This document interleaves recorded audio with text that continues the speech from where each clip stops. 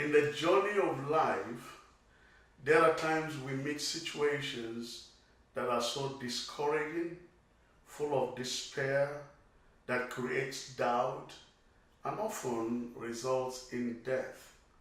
There are times in the journey of life that a person meets situations that are so hard and words cannot even tell.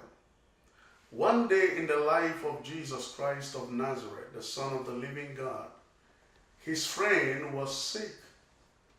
And this friend's sister sent a message to Jesus and said, "Tell the master that the man he loved is sick." And Jesus, in his normal way of life, he works by time and schedules. He had a seminar he was teaching in and having a good time with the people, and so he couldn't come immediately to see Lazarus. So it took him about 4 more days before he could come. And by this time when he arrived, Lazarus has already died. They have buried him for 4 days. That means probably Jesus could not make it in 5 days. And people were mourning, people were crying, and they came along with Mary. So when Mary and Martha saw Jesus, they ran to meet him and said, "Sir, if you had been around, my brother wouldn't have been dead." And they said, Jesus said, "Take me to where you buried him." They took Christ there. Jesus, on getting there, saw the tomb of Lazarus, and he said, "Take away the stone." And they said, "Sir, it's like you don't understand what we're saying. For 4 days now he has been in the grave. That means probably decomposition has started taking place. So he will be giving bad orders, stinking." Jesus said, "Didn't I tell you, if you believe, you will see the glory of God?" He said, "Take away the stone." But I ask myself sometimes questions. Why is it that Jesus was so mindful of the stones? Why is it that the stone was so important?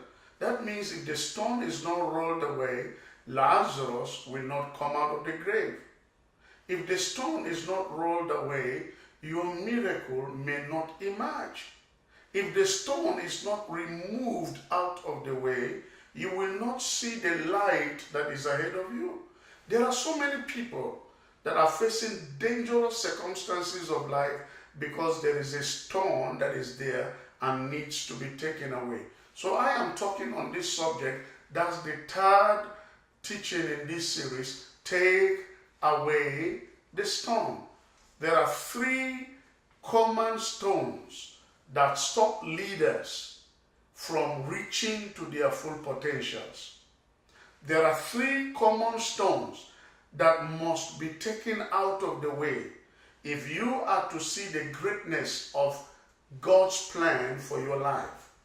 There are so many stones that needs to be removed for you to maximize the God-given potentials that are in you. What are these 3 common stones that limit leadership? What are these 3 common stones that limit pastoral authority? Number 1 is pride. The word pride simply means to think so highly of yourself, to be self-opinionated, someone that only goes by his opinion and feels he is greater than all. The moment you as a person begins to feel that you are more than others, that's the beginning of your downfall. Pride will stop a man from learning. Pride will stop a man from observing the facts. Pride will stop a man from listening to others talking. Pride can stop a man from reaching out to stretch forth his hands to bring others close. So pride is a disease that has killed so many leaders. When you discover and you find out some leaders becoming so authoritative, most often it starts with pride. Pride is dangerous. There are so many ministers that have died untimely, and that's one of the reasons why I wrote one of my books that is titled Sin Unto Death. Why is it that today we have so many people in the ministry, particularly in the Christian fold, that die untimely, while we are not supposed to die untimely? Most reasons is because of pride. When you are proud, you leave the lane of truth to lies. You leave the lane of holiness to sin. You leave the lane of purity to evil. So pride is a disease. Take away the stone. Do you want to see greatness in your life?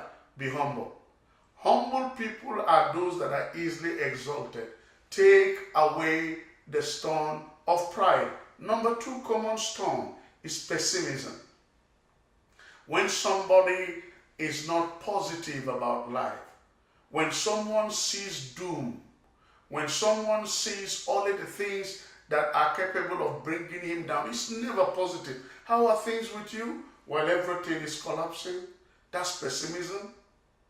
How are you doing, man? And then you say, well, I'm just suffering. This is exactly how my father died. Probably things will not work out. That's pessimism. Look at the brighter side of life. For with God, all things are possible.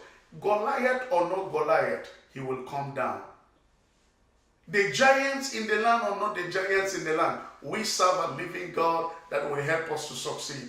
God will always make a way where there is no way. I see a way opening up for you. Be positive about life. See the brighter side of life. Number 3 common stone that needs to be taken out of the way: procrastination.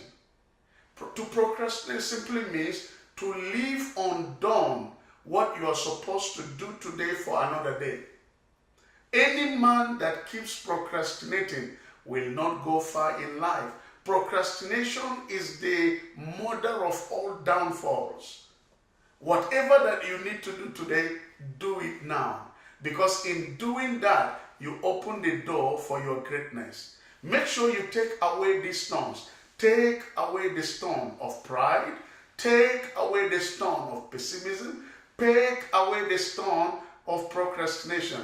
And greatness will come and follow you. I believe that destiny is calling on you for a brighter journey. Ahead of you is a good future. And that's why I often advise people, don't look backward. The more you keep looking backward, you go back. Because when you look backward, you see your mess. Whatever that has been a problem for you in the back. At any time you are to look backward, let it only be for a moment to draw lessons from the pictures of the past. Don't look around you, man.